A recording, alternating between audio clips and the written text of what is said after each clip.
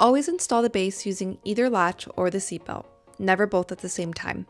First, push the red buttons on the back of the base and pull out the latch system from their storage compartments.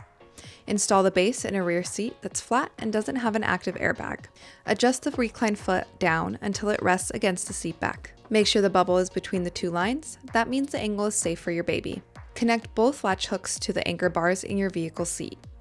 While pressing down on the base, pull the strap tight. Roll up the excess and tuck it into the storage slot. If you're using the seatbelt, place the connectors back into their storage. Run the vehicle belt through the belt path and buckle it in. Push down on the base and pull the shoulder belt to remove slack. Slide the shoulder belt into the lock-off on the opposite side of the buckle. Make sure the bubble is still in the safe zone after tightening. Lower the carrier into the base and press down until you hear a click. Always read your car seat and vehicle manuals for the most accurate instructions, or consult a certified child passenger safety technician if you need help.